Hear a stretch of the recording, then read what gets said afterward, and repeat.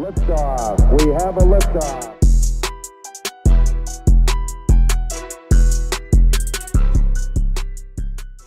What is going on, everyone? You are listening to the Summit State of Mind, the podcast of dream shakes and step backs and everything Houston Rockets, presented to you by the Apollo Podcast Network.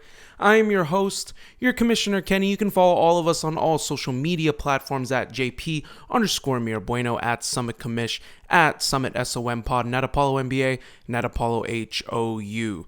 As you can see, if you can look around on the screen or if you can hear via voice, it's obviously only me here on this episode today. The GM is currently in Miami. I don't know what he's doing now. He's working, getting some work done in Miami on his regular job. So the commish is going to do this one solo dolo like Sokoa one time for y'all. Let's talk about the Houston Rockets, but before we talk about the amazing, incredible 3-3 start that I fully expected, let's give a shout out one time to Big City Wings, Houston's Wing Joint, Apollo's Wing Joint. They have 2 for Tuesday, buy one, get one free. That's bone-in or boneless. We're actually recording this on a Tuesday, so be sure on a Tuesday to get your bone-in or boneless 2 for Tuesday, buy one, get one free. On Wednesdays, they have $8 specialty burgers like avocado, egg, you name it. And Whiskey Wednesdays, $5 after 5 p.m. Remember, go check out Big City Wings. A ton of different locations. Find one nearest you and go shout them out. Go show them some love. That's right, Big City Wings, Houston's Wing Joint, Apollo's Wing Joint, one time for the brothers and sisters out there. All right, y'all. Let's dive into it. The Houston Rockets. I just want to open up and just let y'all know how I feel about it. I came into the season thinking that this team was more than capable of not contending for a championship, but at peak getting a 6th seed. I thought they were that good. I thought if everything hit on all cylinders, we can get there. The Houston Rockets are currently 3-3 after a horrid 0-3 start to the season. They won against the Charlotte Hornets, and then they took a home against the Sacramento Kings. Now, let's go dive through the stat line first, because the fact of the matter is that being 3-3 is one thing. Being 3-3 with this team in particular is something that you can never fathom, or at least if you followed the team since the rebuild, it's pretty tough to fathom if you think about it. The last time we were relevant was when James Harden and Russell Westbrook were a Houston Rocket. That just goes to show how long it was. During the bubble in Florida at Disney World during COVID of 2020. This team now is 3-3. And to give y'all perspective, I'm going to give y'all 3 numbers. It's 17, 20, and 22. Those are the win totals for the last 3 seasons for your Houston Rockets. Now, they are currently at 3-3 through 6 games. Sole possession of the 8th seed. If the playoffs started today, you're looking at a play-in team officially. I can't believe I'm saying this. The Rockets are slowly but surely building themselves back to relevance. Special thanks to many different facets, obviously, the biggest being Ime Udoka and the culture that he's setting on this team. Let's throw some stats at y'all through the first 6 games, and this is where it gets a little interesting because the Houston Rockets they're 13th. They're ranked overall 13th in both offense and defense in the league. Now think about that. 13th on defense on a team that was ranked 30th. You're either worst or next to worst in the last 3 years. And the fact that you are now in 13th place, there's 30 teams in the league. You're on top 15 and on the top half is where you want to be. 13th, a 17-team jump from last season, 6 games into the season. We're not talking the first 2. I mean, we're not even an eighth of the way there. However, the first 6 games, I think everyone had kind of expected this team to kind of stumble out of the gate. This team was always going to be a slow burn. I think that's what everyone kind of thought of when they were thinking about this team. They knew they were going to get good, maybe hover closer to 500, maybe around January. Maybe they can get something cooking before All-Star break. But the fact of the matter is that they're doing it 6 games into the season is insane when you think about it. That's a stat line right there, being 13th on both offense and defense. Second best starting lineup ratings-wise in the NBA, and that is insane with a minimum of 50 minutes played together. This starting lineup, guys, there's no bones about it. This starting lineup is fucking lethal. I said this from the get-go. I said this before the season had even started. I knew that this team was more than capable of performing, that the starting lineup was more than capable of performing when you bring in a champion like Fred VanVleet, when you bring in a glue guy. Obviously, for many reasons, people didn't like the signing initially, but I think Dillon Brooks has more than proven his merit in terms of what he can bring to the table as a role player for this team, and more actually. For the first 2 wins of the season, I believe we won because of him. I thought he was very capable, and he pretty much put that team on the forefront, pretty much put the team on his back almost, both on an offensive and defensive standpoint, to help carry the team to victory. Game 6, obviously, this game against the most recent game against the Kings, which was an insane blowout, which we'll go into. But the second best starting lineup in the NBA, 8th in the NBA in 3-point percentage, y'all, 38.4%. What are we doing, y'all? 38.4% for the Houston Rockets. They are ranked number 8 in the league. And I'm telling y'all, if you can check the receipts too from myself and the GM, we knew this wasn't, on paper, this is not a fantastic three-point shooting team. To this day, it's still not a fantastic three-point shooting team. Would we regress to the medium? I do expect us to regress to the medium, but 6 games in, being number 8 in the league in three-point shooting it was unfathomable at the time. 38.4%, nothing to sneeze at. Jabari Smith himself, my son, by the way, come on. Give props to my son. He's fucking doing work right now. 38% from 3. Jayshawn Tate is shooting at an extraordinary clip from 3. I think he's shooting over 50% from the 3-point line. Dillon Brooks, whose 3-point percentage went down, obviously. I think he went like 0 of 2, 0 of 3 last game. I can check the stats in a little bit in our next segment. But he was hovering at around 60. It was 60+%, the greatest shooter in the NBA, basically, right? Percentage-wise, wasn't going to hold, obviously. But this team's improvement on the three-point shooting has been nothing short of miraculous, and we can give thanks to the assistant coach for that, Ben Sullivan. I think Ben Sullivan should get a lot of love, the shooting guru. It's obvious that he's gone into the lab with these players. He's encouraged these players. I don't know what he does behind the scenes, some Wizard of Oz shit. I don't fucking know, but whatever he's doing, it's working. The past 3 years, you're either hovering as either the worst or the second to worst. And they were the worst shooting team last year. And you're jumping once again from 30 all the way to 8. That is nothing to sneeze at. You just jumped 22 spots above 22 other teams to get to where you are now. Absolutely insane when you think about it. So 8th in the NBA in 3-point shooting. In comparison to last year, we were 1-5 to start the season. I can even go so far as to tell you we started the first 10 games going 1 of 9. If you're starting the season going 1 of 9, you know that the season's pretty much a letdown. You knew what it was. And that was the fear when we started the season 0-3, was when I was thinking, man, that's the fear. You have to win. It became, that game against Charlotte during Filipino Heritage Night became a must win. They not only won this game, but they also won a home and home against Sacramento. And I'm telling y'all right now, look, Vanessa Richardson, shout out to Vanessa, a friend of the show, has talked about it with Craig Ackerman as well, to talk about how tough it is to win home and homes. Think about it. It's a 2-game series. It's a 2-game set. You're playing a home and home against this team. However, this is a 2-game series. They get to see you twice in a row. At most, you'll get 1. That's typically the pattern in a home and home series, is that you'll get 1. We got the first one. I did not expect us to get 2 in a row, to be completely honest, with or without a De'Aaron Fox. The fact of the matter is that, yeah, the excuse can be raised that, okay, because of De'Aaron Fox, the Houston Rockets should beat them. Not necessarily. The Sacramento Kings was a 3 seed. They were the number 3 overall seed last year. They were they were a money team, and they did their work, and they've earned respect amongst the league. Coach Mike Brown got them back to where they needed to be, and they've been fucking killing it, to be honest. They still got Domantas Sabonis. They still got Davion Mitchell. They got Keegan Murray. They got studs on this team. But the fact of the matter is that there should be no reason as to why we would win both games at home, let alone win via blowout on both wins at home.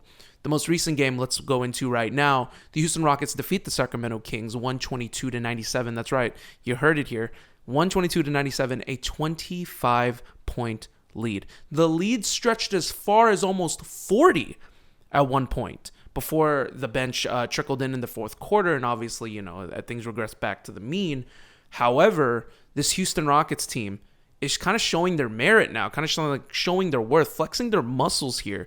Alperen Sengun in a recent interview said post-game, basically saying that these guys are dogs. These guys are dogs. Well, he didn't say dogs. Dog of the week, by the way. Potential dog of the week. Animal. That these guys are animals, and that the defense is playing, animalistically. They're playing for each other. The communication's better. Jabari as well, he's talking about it. Talking about how this team has encouraged each other, how they've helped each other out, how he even said in an interview today saying that he felt like the team last year was immature. And he included himself, like I was immature as well. He gets the feeling that this is different. This team is different. They're holding each other accountable. I think that's what made this team kind of just turn the tide. Like when you saw 0-3, you thought, okay, more of the same thing, blah, blah, blah. But no, the sprinkles of success were there. They were bound to break through at some point. Ime's culture, which we talked about ad nauseum since we signed him, is gonna, at the end of the day, find its way to reach the surface, no matter what. He's that good of a fucking coach. That's why we got him. So when we got him, we knew it was gonna happen. Look, Houston Rockets 122-97. Let's go into it right now. Right out of the gate, I want to just talk about Jaylen Green. I want to talk about Jaylen Green and how he came out and performed with a chip on his shoulder. He fucking needed it. We knew, that was the GM's, shouts to the GM, his prediction, saying that he believed that Jaylen Green was going to have a breakout game. He absolutely did. Fucking killed it. He had 23 points, only 2 rebounds, 2 assists. Not much to sneeze at in terms of the other. And I think that's one of his weaknesses. He needs to start doing a little bit more on the offensive and defensive end, getting rebounds, box out, just the little things I still think he needs to improve on. However, the scoring did come back. 23 points, 2 rebounds, 2 assists, 1 steal, 1 block. He's only shot 9 shots. He shot 5 of 9, 3 of 5 from 3. So it was, again, the net rating was there. 10 of 12 from the free throw line, which is huge because he's been so hot and cold from the free throw line. I haven't been knowing what to expect from him from the free throw line because like I said, he's really been hot and cold throughout the season so far. So getting this is really going to shake and help gain confidence. A plus 13 on the floor. Jaylen Green, he's needed no matter what. We invested that number 2 pick on him, so it's a good thing that he started scoring, being creative, scoring off the ball, just finding ways to get himself going. And that jump shot really had to fall, and it did. Shot 3 of 5 from 3. I don't want to highlight on a player. I want to highlight on the play of the team, the totality of the team, because this balanced attack is insane. Jabari Smith is the lowest scorer on the team, and the team is averaging at least 14 points a game. And sorry, the starting lineup is averaging at least 14 points a game, with Jabari Smith being the lowest. That's at least 14 points a game. The high scorer is Alperen Sengun, I think, at 18.3, 18.4. 14 to 18 points per game. Y'all, you're looking at a Detroit Pistons 2004 Chauncey Billups, Rip Hamilton, Tayshaun Prince, Rasheed Wallace era type of balanced scoring. I love that. It shows that this team knows that, they know that there's no superstar. And I think to get to that next level to win a championship, you're going to need a superstar. And it's either going to be the player that's going to break out like a Jaylen Green or an Alperen Sengun, or it's going to be a player that you get via trade or free agency. But the balanced attack, the totality of the balanced attack on offense and defense, offense especially, is night and day. Guys, I've covered this team. Me and the GM have covered this team for 3 years. We've watched them, saw them develop. Ball movement was maybe once in a blue moon. You'd see a crisp ball movement. But most of the time, it was a lot of one-on-one, a lot of basic pick-and-roll plays, a lot of basic plays. A lot of plays where you expect plan A to work, and when plan A doesn't work, you go to an ISO, you go to a pick and roll, you go to the most basic of AAU plays. It seems like the way Ime Udoka is putting this together is that has a plan A, a plan B, a plan C, and they're sticking to it. Because plan A can get blown up. Okay, let's run the second set. and then let's run the third set. Like, that's what I love about the team and the commitment to running the sets, because it's 5 guys on a string. That's just basketball. And the fact that they're all doing it together, they're funneling through Alperen Sengun, they're sharing the sugar. Fred VanVleet is running the offense to a T. Dillon Brooks cutting to the rim. Jabari Smith finding his pockets on the fadeaway in the mid-range and getting himself open from the three-point line. Jaylen Green slashing to the basket, doing his job, knowing he's one of the fastest guys on the floor. They're using their strengths. That's why this team is number 2 in the league.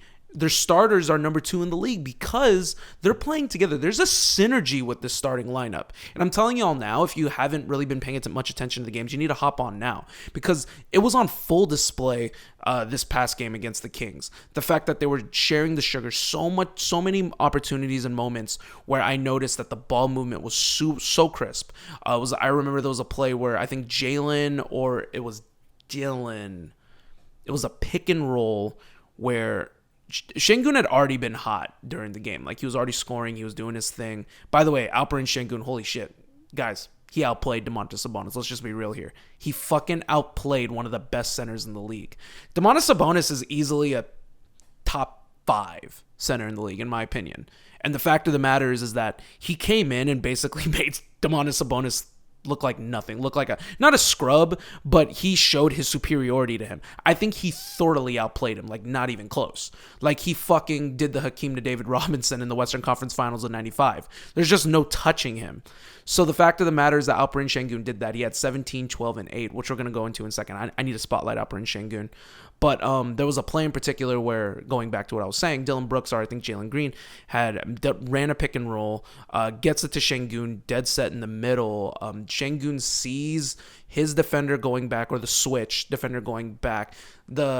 The player that was in the corner was thinking that Jabari would maybe stay home in the corner. However, Jabari, he kind of gets, the Kings defender gets kind of caught in no man's land. Jabari finds a quick way to cut to the rim, and then that the Kings player didn't even notice, because he probably thought that Jabari was just going to camp in the corner, go for the 3. Smart play. However, Jabari read it, quick cut to the rim. Sengun kicks it to Jabari for an easy dunk, and I think it extended the lead to like 17 or 18. Guys, this is what this team is really capable of. Being able to read and react.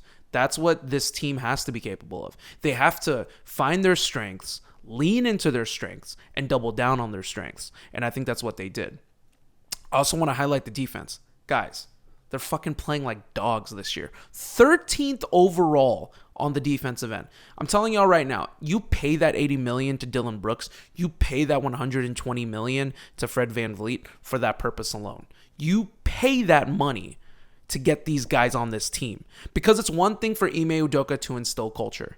It takes the players to execute the culture. Dillon Brooks and Fred VanVleet were perfect. Like, considering the landscape of the free agency, they were perfect vets to plug in to this team at this time, with Ime Udoka trying to set the culture for his team.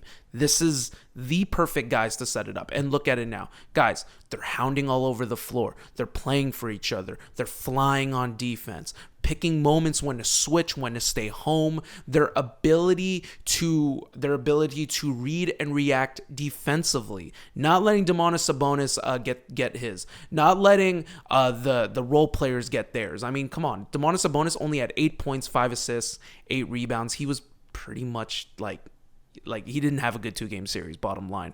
Alperen Sengun thoroughly outplayed him, like I said earlier. This team is good, guys. I'm telling you right now. And that's the crazy thing about it, is that I expected, like, my high hopes is I expected this team to be good.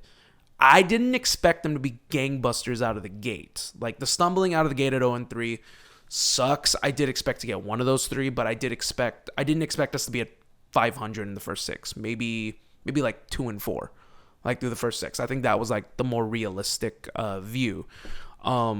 Did not expect this team to go 3-3 currently right now. Let's try to spotlight on Alperen Sengun. I think he's pretty much earned it here. He's averaging 18 points, 8 rebounds, 7 assists. He's hovering close to a triple-double during this season so far in 6 games. Who does that remind you of, y'all? Nikola Jokic, the fucking reigning MVP. Like, there's just no way that there's just absolutely no. Sorry, he's not the reigning MVP. It was Joel Embiid was the reigning MVP. The reigning Finals MVP is Nikola Jokic. Guys, I'm be the first one to tell you, Alperen Sengun, the way he's performed in the last several years is amazing. He's perfect for what today's NBA is, and what the model of today's NBA is. That the big is not the big that just pick and rolls like a Clint Capella, or just does the most basic JaVale McGee. It's kind of a bygone era now. The center needs to be able to do a little bit more than just that. They have to shoot, maybe have some handles, maybe have the ability to pass. It's not just rim and run. It's not just rim, board, and run now. There's so much more. There's so much more depth now to the center. Alperen Sengun is a perfect example of that. However, I wasn't sure how he was going to impact at a winning level. It's more than proof, at least in these first 6 games, that he's proven his merit as the center of this team. I think he's more than earned it. The stats are sexy as hell. He's 52% from the field, 28% from 3, which is not bad, all things considered. He's pretty inconsistent from the 3-point line, so I'm not shocked. 28 to 30% is kind of where I had him at. His ability to impact winning, I think that is what made me believe in him. There's little things, these little plays that he's making. The Ime culture at this point, 6 games into the season, if I were to pick one player that has been impacted the most by Ime culture, it's Alperen Sengun.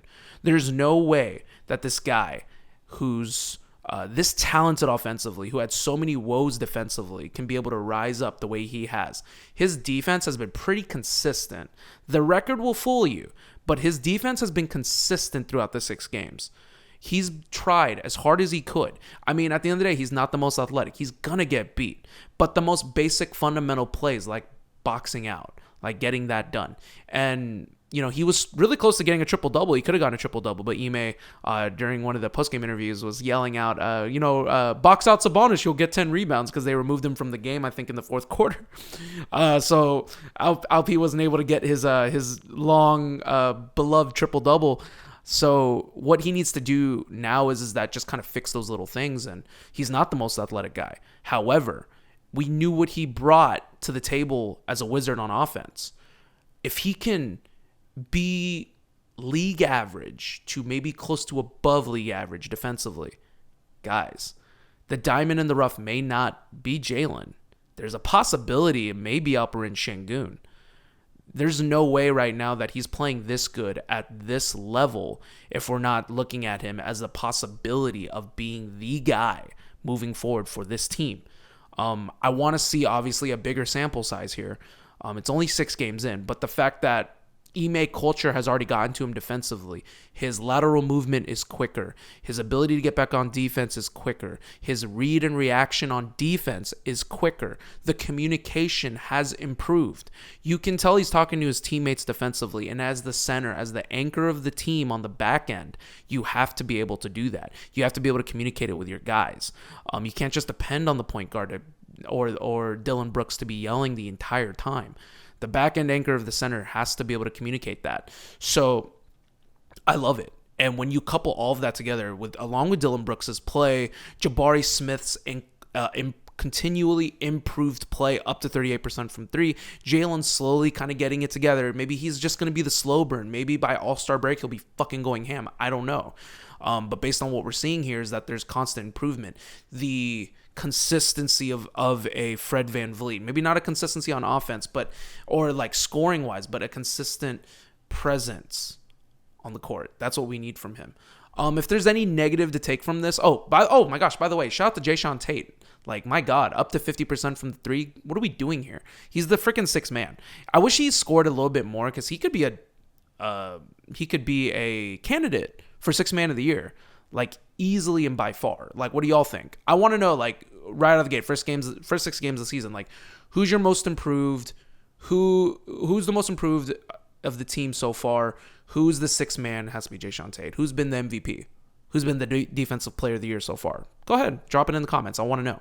Jayshawn Tate doesn't get enough love. He's the sixth man. He's you put your hard helmet on and you fucking do work. So that's what he does. The defense of the bench as a totality needs to improve and get better, and it will get better because Ime Udoka officially did announce that the Houston Rockets are going to bring back Tari Eason for this game, which we're about to preview right here against the Los Angeles Lakers. My goodness, get your popcorn ready, guys, because you're going to get Tari Eason back. He's going to play between 15 to 16 minutes. But getting Tari Eason back as a whole on the bench is killer. It's going to add momentum to the defense. It's going to add this layer of defense. And more importantly, it's this motor that he has, the love of the game that he plays with. When Tari Eason steps on the floor, there's a love to this game that he has. So just having him back there for the morale alone is going to be killer. I don't expect him to be gangbusters. He's still nursing the injury. It did get worse and inflamed before it got better. So I don't expect him to be gangbusters out of the gate. However, I do expect him to make somewhat of an impact on the court. Dylan Brooks and LeBron James, talk about that real quick. Holy crap. Dylan Brooks says, I'm looking forward to locking up LeBron. It's probably going to get a quote, but what the fuck do you expect him to say? I can't guard LeBron? Come on now. This is going to be a legit matchup. It's going to be a lot of fun. Get your popcorn ready. It's going to be Wednesday, this episode will be released by that point. So LeBron James versus Dylan Brooks obviously is the big matchup. But it seems like this Rockets team always tends to show up and show out when the chips are down against like the big teams, like the Celtics, the Lakers, the Philadelphia 76ers at the time last year. Seems like they're always ready to play. So I do fully expect them to come out of the gate. They're going to be at home. I'm excited. They're going to drop I think it's the first time that they're going to show their city jersey. So shout out to the Cougars one time, Cougars.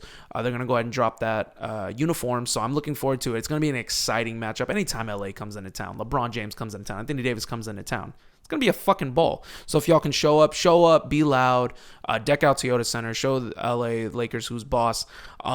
Predictions right out of the gate. I would like to think that the Rockets are going to go ahead and get above 500. They're going to be 4-3. They tend to perform really well at home against the Lakers, along with Dylan Brooks when the lights are bright. First matchup since their incident in the playoffs.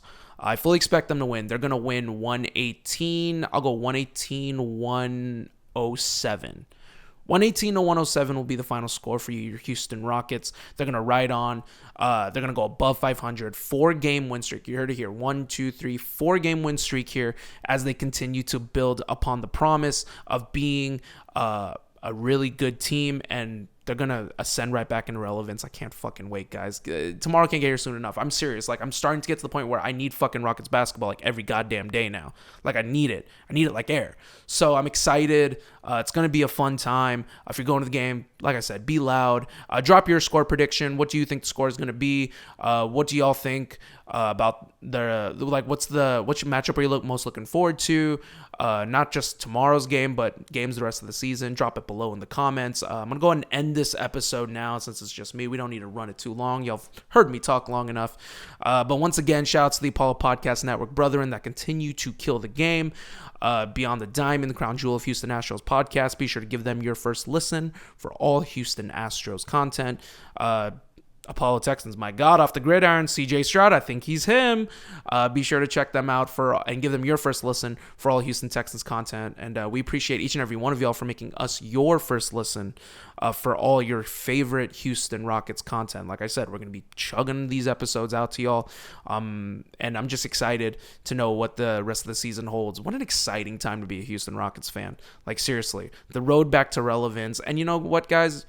Casual or not, everyone's welcome on board. I want to celebrate these wins. I want to celebrate these games with the fans. So that's what I'm most looking forward to. I want to see each and every one of y'all there.